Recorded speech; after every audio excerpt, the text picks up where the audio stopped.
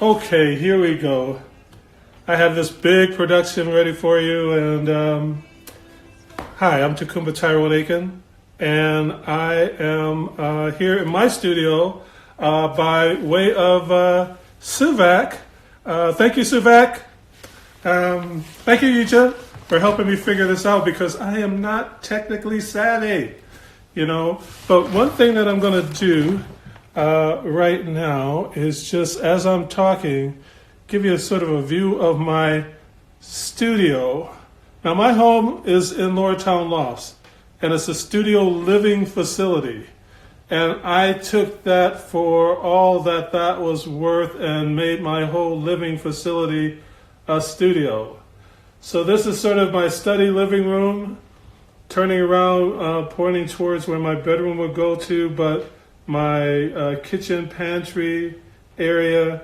But I paint everywhere. Depending on the job, I paint everywhere. I have to. This is my studio.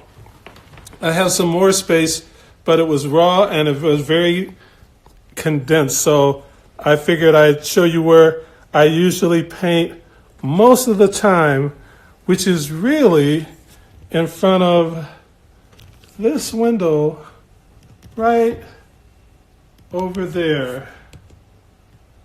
It used to be my lookout spot that I could see people coming and going in the parking lot and things, but now you see a 6 foot by 4 foot painting there.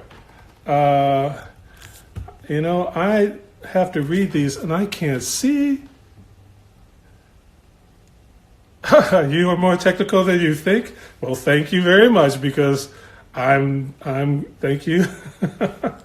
So, yeah, I'm going to take you through some things, but I want to show you this thing.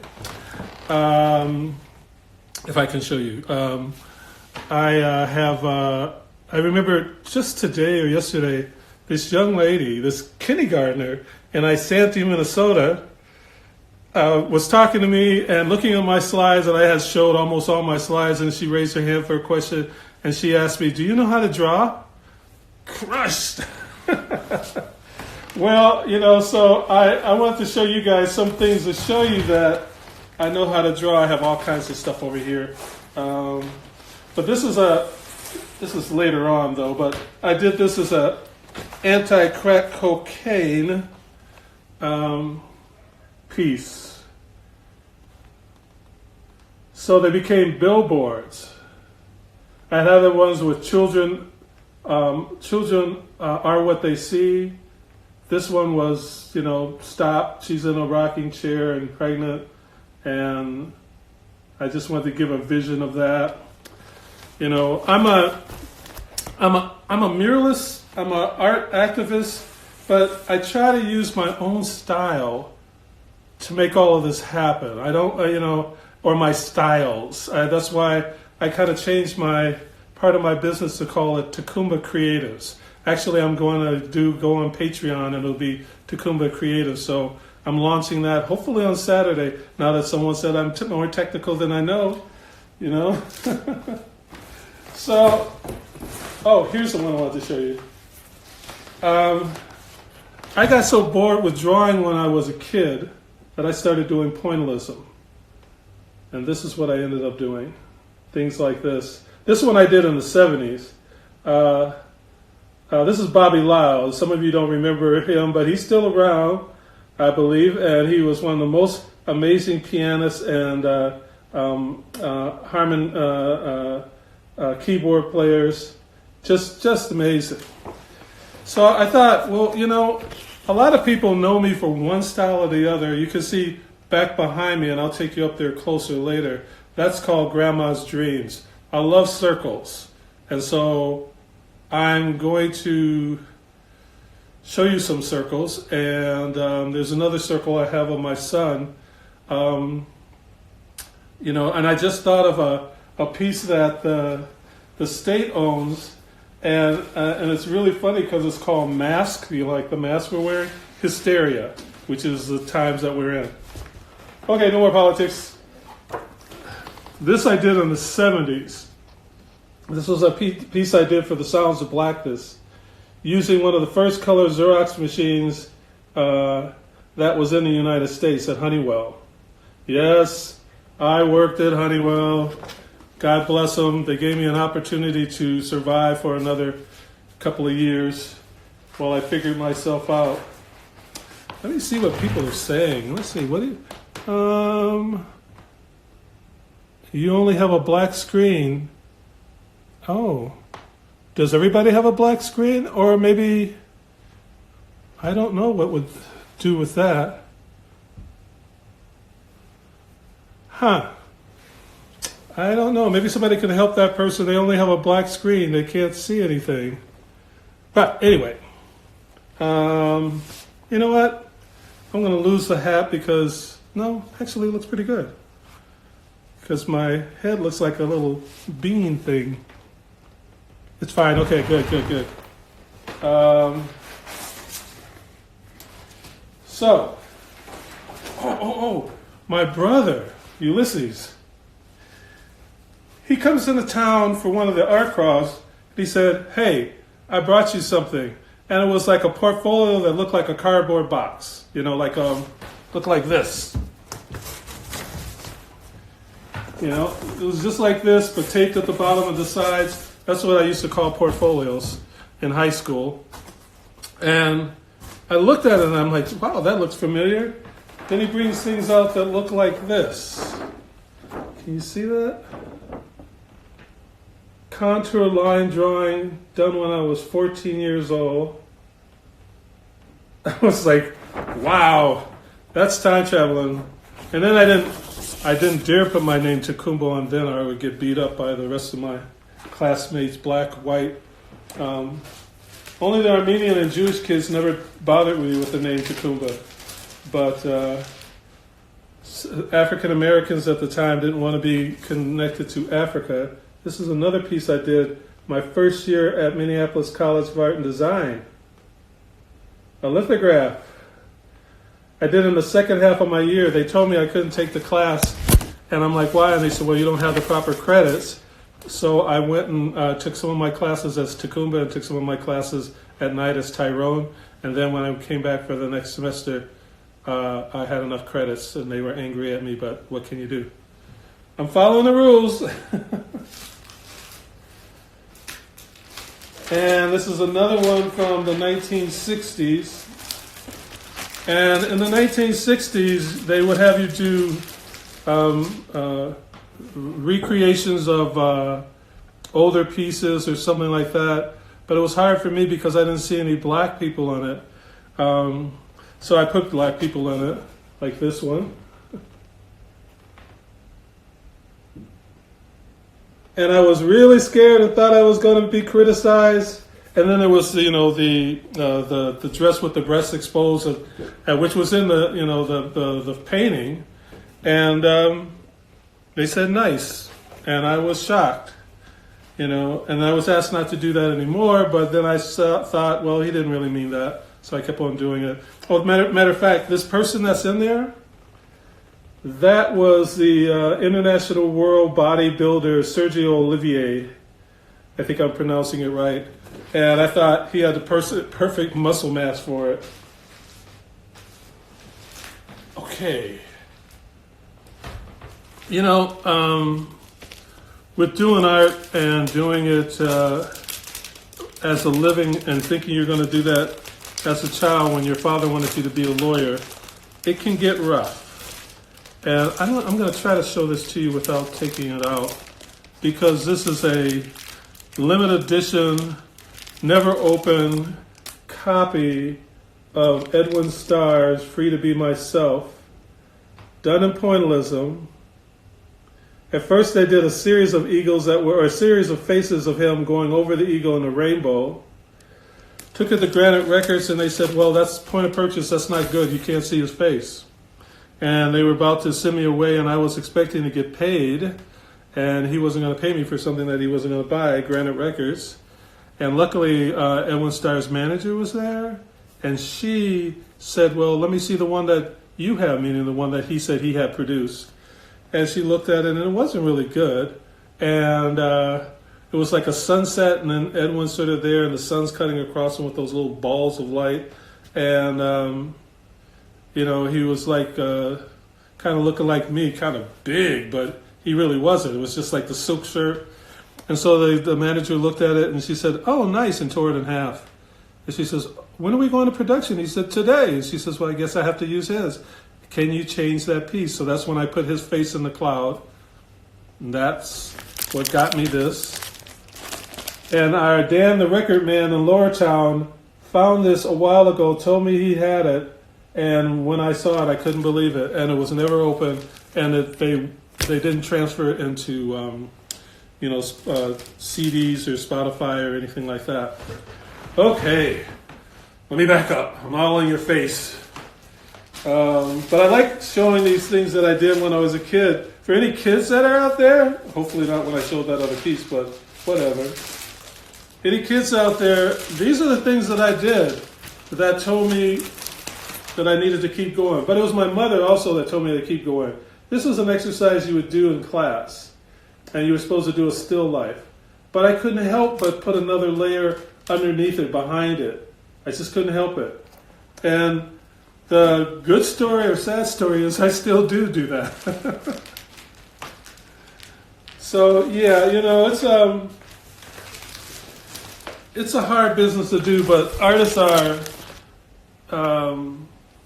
healers and thought provokers and activators, and I consider myself a healer. Matter of fact, I say I create my art to heal the hearts and souls of people by evoking a spirit. Can I show you what I'm working on right now? I'll bring it over here. I have it on the easel there, but I'll bring it over here. I do a lot of paintings that have tape on them.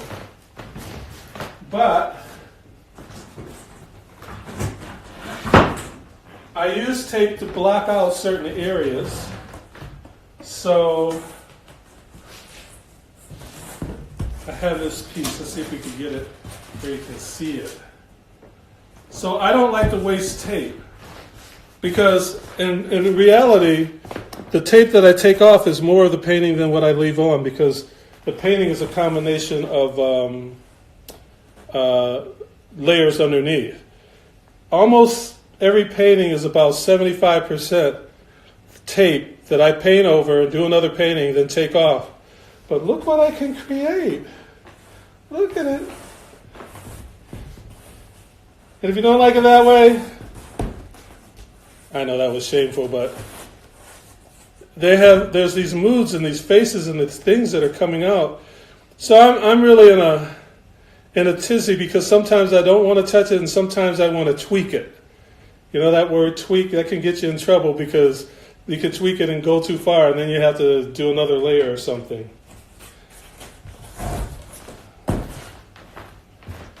And then speaking about another older piece, I wanted to show you this. And sorry, but it may be a little dusty. And I want to tilt it like that to get out of the light. Maybe slide it up too. This is a piece I did in the 70s. And that woman there is Betty Davis, a rock and roll, no, let me do it a different way, a raunchy rock and roll blues singer. And she used to be a model in New York and all that. Used to be married to Miles Davis. And then she came out with some albums that were amazing. Remember, Betty Davis, the bomb, will tell the truth all the way through the thing.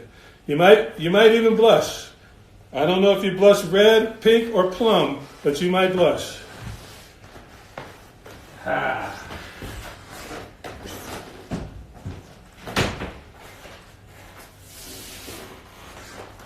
I'm sorry I'm not reading any of your stuff. Please forgive me. But I will move this over here, move this back here. This is Grandma's Dreams. I'm literally going to take it closer so you can see some of the detail. This is about my grandmother.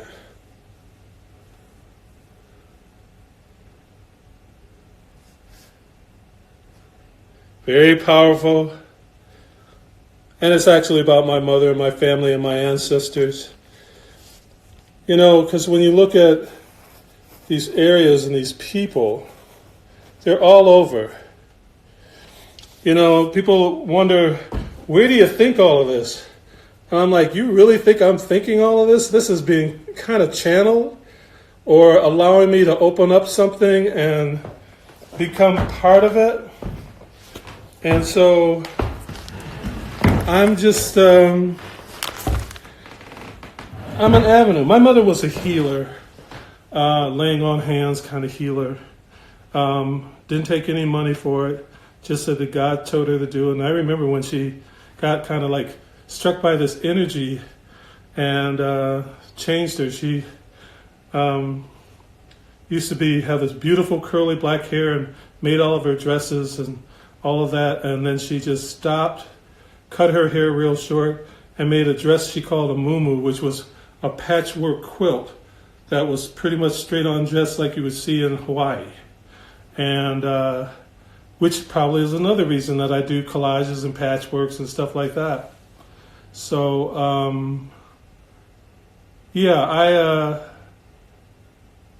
when she died, and she died on my 20th birthday by 2 minutes difference, I knew that I was stuck. I was trying to be a heathen. I was a Mac Daddy. I had the whole thing going on, platform shoes, and man, I had to change. Kept the platform shoes though, until I almost broke my ankle, and that went. But that was in 1972. I turned 20 years old, so I knew that something passed on, and that was this healing way of mine. And now I realize that my brother, he's pretty much, we're similar. We used to hate each other. He tried to kill me 3 times. And if you're listening to this, Ulysses, it is true. But you weren't successful, so I love you. Okay? Got that straight? Just in case you might try to recreate something. So here I am in Lower Town creating, and I should tell you, I'm a muralist. I do large-scale paintings and things like that. One that used to be really popular that another interesting artist named Seitu Jones and myself were collaborating co-leaders of a project in Minneapolis. And I just got a glimpse of it over here. I'm going to go grab it. Be right back. Be right back. Here, I'll let you look at some things while I'm going to check that out. Look at my African sculptures.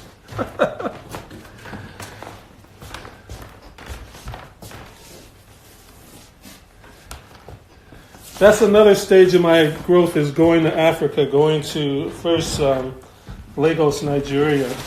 But we might talk about that later, or you might have to check me out at another time to talk about that. But hey, this is the one I want to talk about.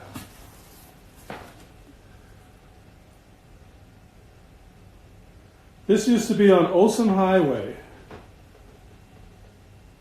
and Lindale. And we had a lead artist, a master artist that both Seitu and I revered, John Biggers.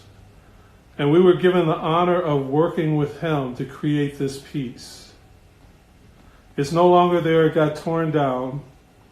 But stay tuned, because there's a project called the Seed Project that was created right on that, near that same spot on Olson Highway as it goes across 94. And 13 artists called Seed Artists were selected to do work on this project.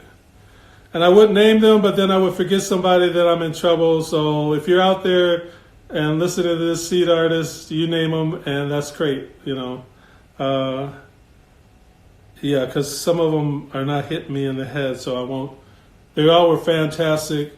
Ages, I think maybe 23 or 27 to 65, where the first project was 18. At least we let him be 18 because he had a great portfolio and came in and presented himself well. Now he's a graphic designer and a painter. And the oldest one was, I'm not sure. Because the oldest one was also in this one, so she couldn't have been in her 60s, maybe her 50s. So, what else do you want to know? Let me see, what he's saying. I'm squinting, I'm sliding, I'm missing stuff. Let's see. Oh, boy, I really can't see. Oh, the grandma picture? What were the materials that I used for that? It was a circular canvas. So it's a convexo canvas for grandma's dreams. Oh, the new works. Oh man, believe me, there's I have some miniature new works too. I'll show you those in a little bit because I just wanted to. I said these are great paintings, but am I worthy of them? After creating it and it becomes another thing, you have to have a different mindset than creating a mural that might have a theme or it's just like it's not the painting. Like you're not your parents, but there's some residual of your parents in you. God help me. God did help me because I have both my dad and mom in me. But so in these other smaller paintings I'm going to show you, I want to give you sort of a glimpse at possibilities. And anything, like when I have canvases that I've done large canvases and then I go get them sewn and grommeted and they cut the strips and they know I save everything, so check this out.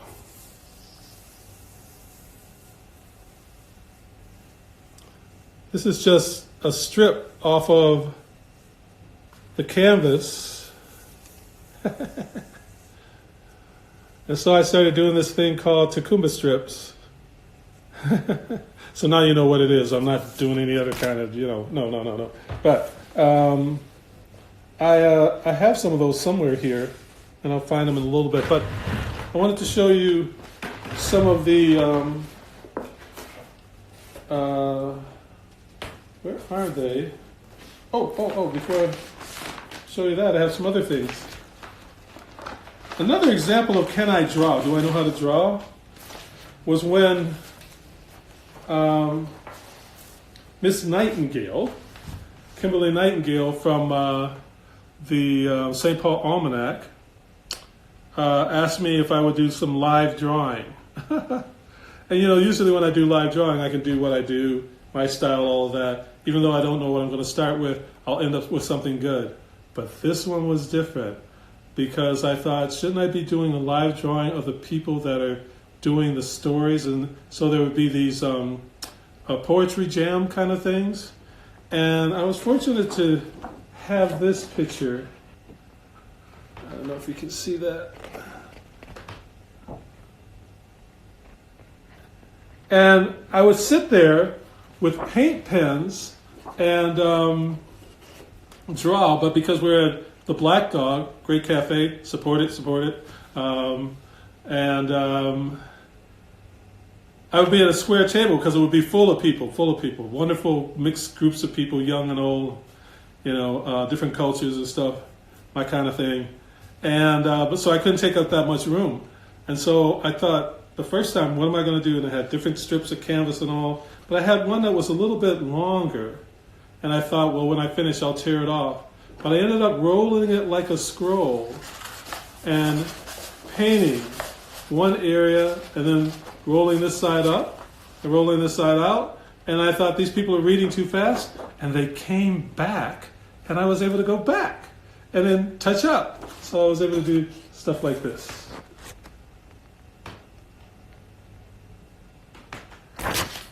Okay. Oh, this is a nice one because this is the first black anthology of black writers and all called The Butterfly Tree. The person that wrote The Butterfly Tree is Alex Pate. I think I call him a social introvert like me, but he's really quiet. But we have worked on some plays together. And I did some set design kind of things with him, with Intermedia Arts long ago when it was on First Avenue. That's my daughter. She's going to demand getting paid one of these days, but I paid her, some kind of way. And then this, I don't know if I have it in its, yeah, I do. First, I'm going to show it to you like this. This is another style that I've done for a long time called rhythm patterns. And then I started doing on white paper, and I thought, I wonder if it would show up on black paper. And I had to use black paper with oil pastels to show kids in school because it would look cool on their paper when I gave them black paper. And then I started doing it myself, and I started discovering paint markers, pen markers.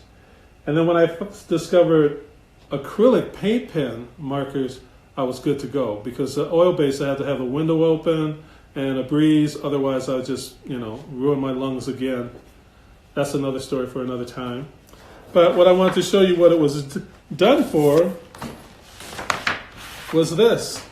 God, I'm making myself seem like I'm organized. Holy mackerel. I actually have been getting a little bit organized. I've been, archiving, trying to put this in order so my kids don't have to figure it out. Not when I die, because I'm going to be living for a long time, but when I get through messing around with stuff. I used to do logos. This one's kind of evil looking. I listen to what people tell me, and then I draw what they say, and then I looked at this one and said, after I deliver this, I am out of here.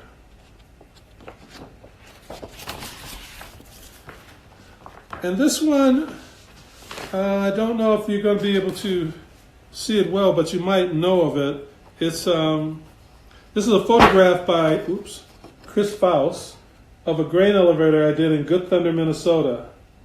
Hello, Good Thunder, Minnesota people, if any of you are there. And it was an appeasement, or I had screamed at Valspar, not screamed, but complained that they weren't donating paintings to the rural community. They said, no, we donate to the local Twin Cities community, metro area. And I'm like, but that doesn't make sense, because don't the people buy your paints? And it was just a situation where I think it was True Value had a different name paint that was with Valspar. And so a lot of digging, they decided to donate paints. And then Valspar said, okay, we'll donate paint. And but they didn't realize that these people wanted 1,100 gallons of paint. Well, they realized that they wanted me to go investigate it and see if they really needed that. And that's when I found out they wanted to do a grain elevator and wanted me to help them with a competition. And as I started helping with the competition, because I'm a kid with ethics, mostly, I said, I can't, after I give you this information, I can't talk to you anymore because I'm going to apply and win it. And she was like, what? And I'm like, I can't go back and forth. You'll have to figure it out on your own. And then she was like, okay. And I never met her face to face, just on the phone. Ann Christensen and John Christensen that were in Good Thunder then. I think they're in St. Peter's now or something like that. Well, she had been in New York and in Soho, and so she saw this grain elevator as a big canvas. And, her and I, boom, boom, boom. And I wanted to win that competition. And she called me and said, I'm not going to do the competition. And I was like, what? She says, no, we're not going to do it. I'm like, but why? It's a great idea. She says, we want you to do it. I'm doing like that because the day that I heard that, I screamed all the way up to the 5th floor. I'm on the 3rd floor. And a couple of people came down, what's wrong? What's going on? I'm like, nothing. I'm sorry. And then we proceeded in doing that, and I did that grain elevator. It was 80 long, and I even came back to do another part because a kid heard me say that I was going to do that and had done a drawing of what I was going to put on it in a class, And then the teacher sent me the drawing, teacher and the parents sent me the drawing and said, what are we going to tell him? And I'm like, oh my God. So I talked to a friend, Mark Fairheisen, and told him about it. And then I got a lift truck and he came out and he helped me paint the big buck. There was a story about a buck that was like this ghost buck that would come out and cause cars to crack. We know what that really was, it's not crack, but alcohol and the big buck. So I found a picture of a buck and I put it on there, and then because when the kid did the drawing, it looked like a dog with twigs in his head, and I got the message that he was paying attention to me, so I better pay attention to him, and so I did it. I'm going to slide up to this thing and see if there's any questions. I might even take it off of there, but this is working so far. Any questions? No. Okay. Hey, Brian. Yeah. Brian and Brian. There's two different Brians. Hey. Anyway, so I'll just keep on going for a while. I'm a romanticist, and I've had a few girlfriends, and this is a person I'm going to say her name too, Kathy Weaver. I was just crazy about her, and I did this drawing about her and for her. So it's the pointillism. There's me there. There's me up in the bubble. What else is there? I don't know. She liked it, and she went back. I met her at Honeywell. She was an intern, and I was an intern. And she went back to D.C., and we stayed in touch. And we decided friendship was better than no kind of relationship. And recently, we stayed in touch. Now, this is something that if you go to Victoria and Selby, you'll see this.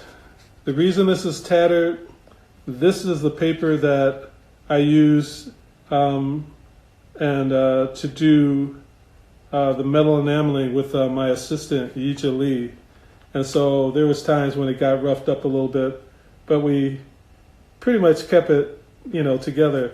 And you want to see what I get excited about? I'm crazy. The pen bleeding through gives me different ideas of different things. I like to look at everything. I try not to let anything get by, but there's a lot of things that I have to go by. Oh, by the way, this was the first idea, and then Seitu and I collaborated on this. He said, "Man, do your Ta-coumba-istic thing," and I was like, "You say no more." Because the people were like, "Oh, we don't like that. Oh, can you do this? Oh, can you do this?" And by the way, people who are doing commissions, you give people 2 or 3 iterations, and then in that contract, there's additional money for anything more, because you can't keep going over and over and over again. Listen well, learn what they like, show them some things so that they can show you what you've done that they like, and then go forward. But that back and forth thing, some people don't understand that every time you pump gas, you got to pay for it. Oh, that's good, right? Anyway, I just thought of that. But it's true. And this is the other one that's down the street where Golden Times is. So they're both done with metal enameling, and I don't know if I have anything to show you a picture of what that is. I'm sure I have something somewhere. You want to see one that was unrealized, that a mural design that was unrealized because I couldn't find a lift truck or a way to get behind one building to get to another building to paint this. And I'm saying couldn't find a way. This is when I was younger. And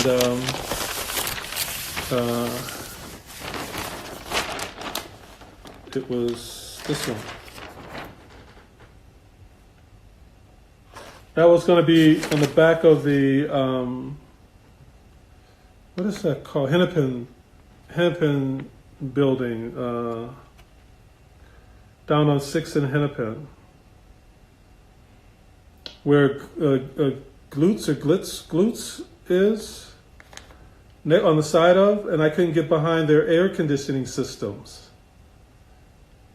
So I like to do that somewhere at some time. Maybe as metal enamel pieces. I don't know. I don't know. I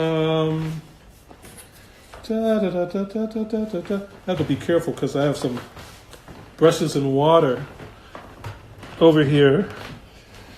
And I have brushes, like I said, I don't like to waste anything. So I have these brushes that I've been painting these canvases red. So there's red water in there. And I am going to, I was going to get out my black paint and then do something like, my rhythm patterns and stuff.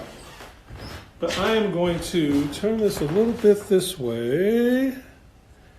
There's another circular piece right there it's a beautiful piece. It's like the universe and a person at the same time. I don't know why anybody hasn't bought it. Maybe because I coveted it. But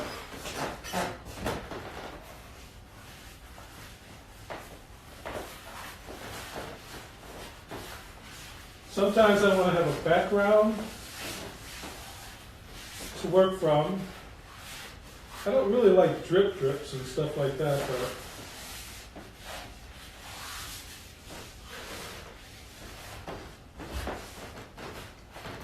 especially when I have pieces below it.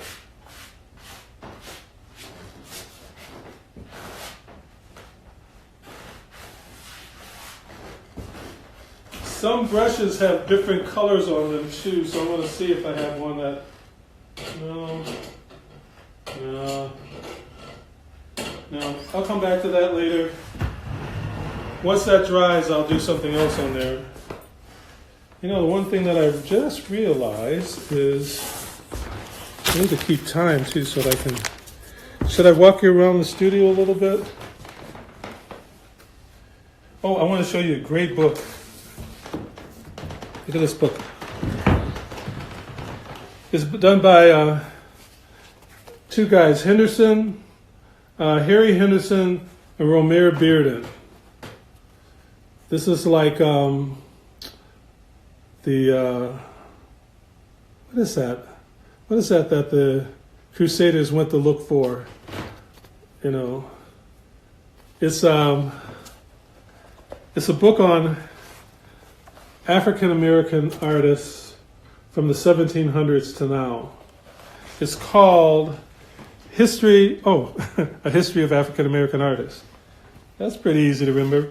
And look what just fell out of there. I have stuff everywhere. These were actually proposed designs for a criminal justice education school up in Hennepin County. JEC, Justice Education Center, I think it is, and it didn't get taken, but they ended up buying 4 paintings anyway, which was great because then I already had done them, and then I didn't have committees and all of that. Not that I'm saying that I don't like committees. I will take as many commissions as I can get as long as my assistant and I can fit it in. Did I tell you? My assistant's name is Yija Lee.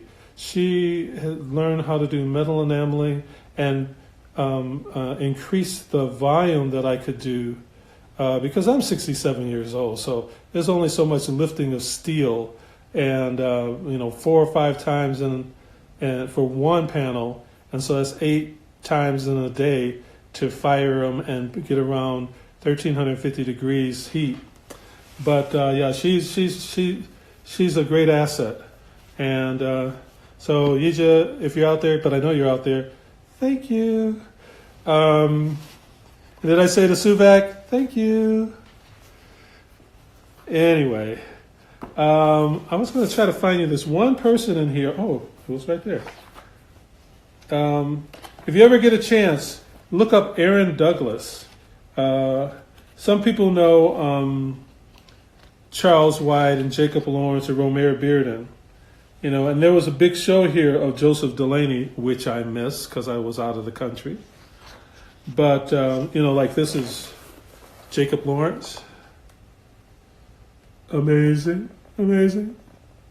Not the best, but I'm just trying to give you a glimpse of, this is what I do. In this studio, the way I'm talking to you is the way I'm talking to myself. I'm bouncing around. While that's drying, I'll go get something else. I'll move to something else. I might read something for a little bit, even though I must admit that I don't read a lot. I'm sorry, but the young people out there and the old people do better than me. Oh, there's another person that you have to check out. His name is Norman Lewis. He was around at the same time as Jackson Pollock and Lee Krasner and all those people, and was known to be sometimes better than, and that's a tricky thing to say, better than or worse, but Norman Lewis had an amazing abstract work that should have been known, and he should have been celebrated better. He was in a lot of museums, but he wasn't celebrated at the level of a Picasso or Jackson Pollock. It was race, even though they revered him, they didn't want to show him, show him a lot. And then there were certain parts of the country who weren't going to show him at all. And sometimes I think that still goes on, where people want you to be representational, just like what they wanted to do with rap at first, and say it's got to be this way, that way, and that's it. But which was strange, because rap came after the Last Poets, and the Last Poets were doing their thing. Gil Scott-Heron was doing their thing. They were saying truth, and then the rappers started hitting more truth. I think they hit truth all the time, but they were picking, and there was and the rappers that were out there knew that there were 20 more that, should be out there. And that's what I'm saying about any artist, but especially women artists and African-American artists, Native American artists, seem to get the one only kind of thing, or I don't know. See, that's what happens when I look at this book and see people that survived in the 1700s, like Sepia Moorhead that did that image of Phyllis Wheatley. He was the artist that did that, And as a matter of fact, there's a painting in the Minneapolis Club, but I can't get the artist's name right. Next time I'm on, I'll tell you, or I'll comment it or something like that. That's terrible when I miss a name. Oh, look. I found another piece. This piece I did for a hip-hop tour, rappers tour that was going to Africa. It was going to tour Africa. So to be rappers of African descent from everywhere, the islands and all of that, and a lot of the rappers that we have were from the islands anyway. But check that out. I've been wanting to learn Photoshop and even learn how to use my doggone copier, but I think my ancestors keep pulling me away from that, because all of that was done by hand, and flipping tissue back and forth, and I don't know. All I know is that I am Ta-coumba Aiken. That's how you spell it. I hope you're not reading it backwards. I'm not really sure how it's going here. T-A-C-O-U-M-B-A. Wait, T-A-C-O-U-M-B-A. A-I-K-E-N. That's me. Did you know I was looking at, I studied some Chinese, but not a lot. I'm really bad. I should know the language by now. But I means love, and that's the first two letters of my last name, I, A-I. And then Ken means unconditionally or totally. So my family is a love unconditionally kind of family. So remember that. And again, when I say don't waste anything, well, let me check something here. Oh, okay, I got some time. Let me show you these. I had so many paintings going on that I didn't know where to put the tape. I didn't want to ball it up because I might want to use it. And then I had these panels that are covered with this cellophane. And so I thought, well, let me just put it on there for now. But look at these pieces. I think I'm going to turn these into posters. At first I thought, oh, I'll just take them off and put them on something. And then my ancestor said, boy, have you lost your mind? And yes, they're allowed to say boy. Nobody else. Look at those. The application of using discarded things or, things that aren't necessarily, I have something in here, I want to see what it was. Everything has a purpose, like they say another person's garbage is another person's gold, or well, they say another man's garbage is another person's gold or jewelry. And I learned that firsthand because my dad was a garbage man. And when I was in school, for some reason, kids had to do a thing and put the thing about occupation, about occupation on these cards. And I would have kids say, don't say that your dad's a garbage man. And I'm like, why? Just say he's a truck driver. I'm like, but he's a garbage man. I'm like, what's wrong with this kid? We lived in a house with a chandelier. My dad's a garbage man that could get a house with my mother who was cleaning houses. To get a house that was had a chandelier, which none of my friends were allowed to come in. But the reason I was saying that is my dad would find things and have other friends that would fix them, and then they would find somebody that needed it, and then they would give it to them. So it's this like full cycle thing. Like we had a food shelf. We had two freezers. And I'm going to show you some things while I'm talking, otherwise it may get boring.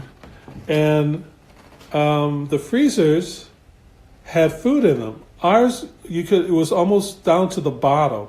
But the other freezer, the green freezer, was up to the top. And one day I was supposed to go to the little freezer, the white freezer, and go down to the bottom and get hamburger. But I was so scared to reach down there. I was only like 5 years old or 4 or 5 years old. I had to put a stick in there to hold the door up, otherwise it would crash down on me.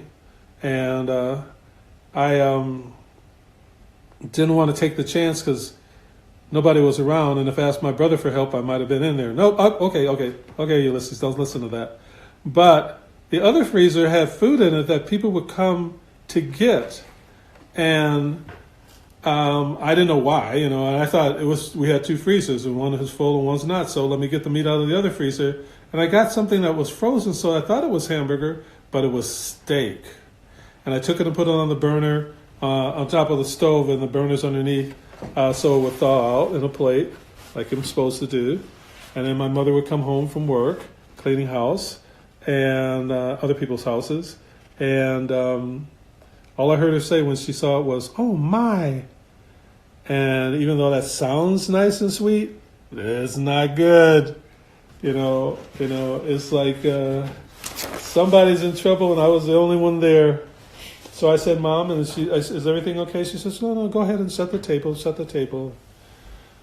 And so then all of a sudden I could smell this and it was like steak and it smelled really good.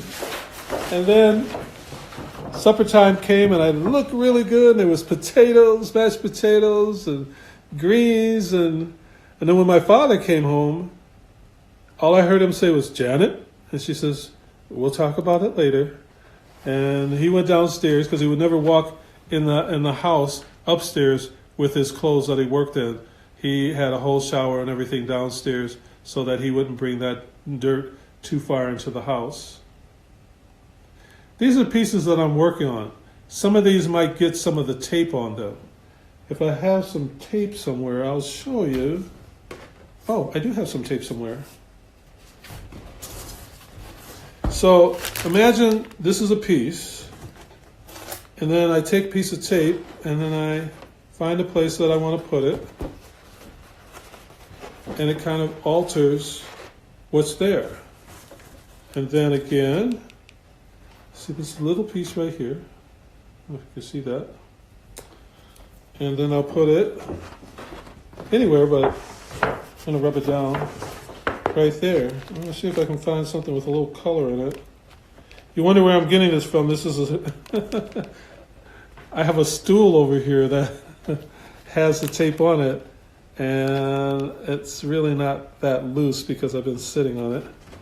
But so all of a sudden, it's a new conversation with these added pieces of tape. It changes the shape, the form. I thought I had some tape. But anyway, and then sometimes before I do something, I like to sketch it out. My icons, I'm getting ready to come up with a poster. Don't know exactly the format I want to do it in. Oh, there's a piece of tape there. You see that? So these are called Ta-coumba cons. This hand represents something of rejoicing or hallelujah. And this always represented like my grandmother, because she was always rejoicing. This one is infinite wisdom, double spiral. Only women have that. Sorry guys, that's just the way it is. But we're up here with women and men both have knowledge, or this is called the I know person. And then this is the basic kind of person. And then whatever kind of headdress I want to put on it and things, it's just my choice at the time. So I'm gonna go over here and find these tape things because I really want you to see those. Oh, I see it. Hold on a second. Nope. Well, these are some, but not the ones. Okay, I'll show you these and I'll find the other ones. Oh.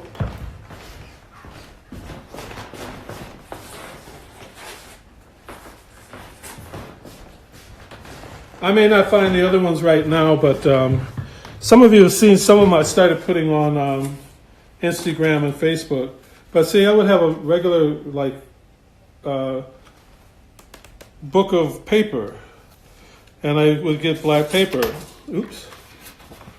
These are some that I just added some things to. Not much. I don't think I added anything to that. Hold it. Sorry. I'm up here talking to myself. I should be talking to you. So these are these little beauties. Look at that. Aye. Is it upside down? Right side up? Oh, I'll turn it this way.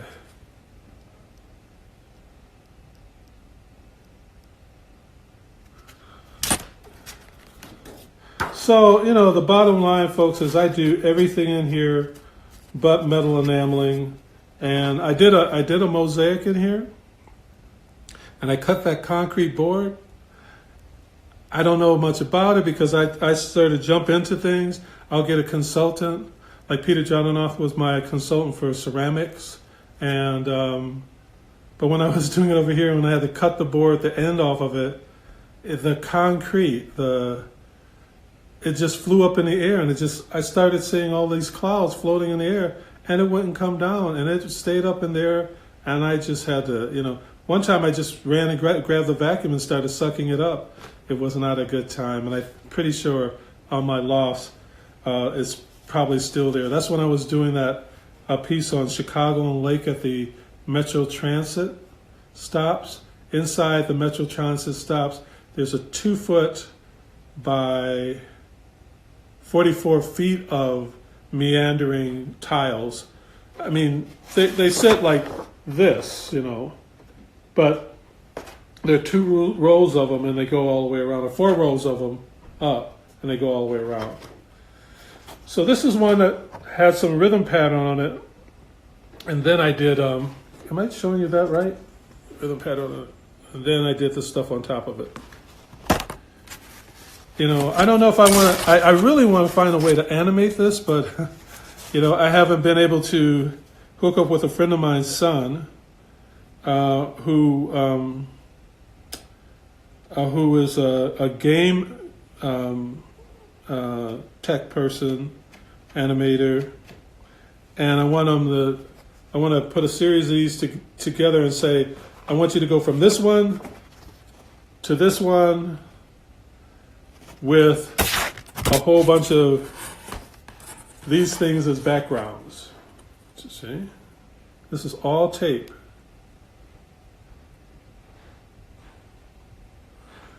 But, the hardest thing for me is I can create, but I have a hard time promoting because it takes another kind of brain. And I just want somebody that wants to make $1 million and I can make $1 million too, basically. I know there's somebody out there, they're probably, selling ties or t-shirts or some kind of style or some kind of digital thing or a new kind of fishbowl. But I want to sit down and compare thoughts. This looks like a little boy getting ready to fly a kite.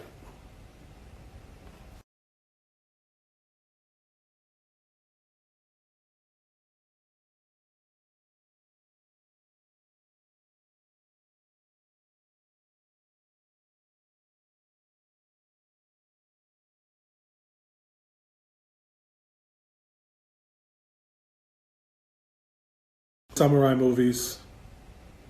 It's like getting ready to, that one looks like he's getting ready to lose his power. The king caught him. Anyway, I don't know. And this one is like that, but I think it should go like that.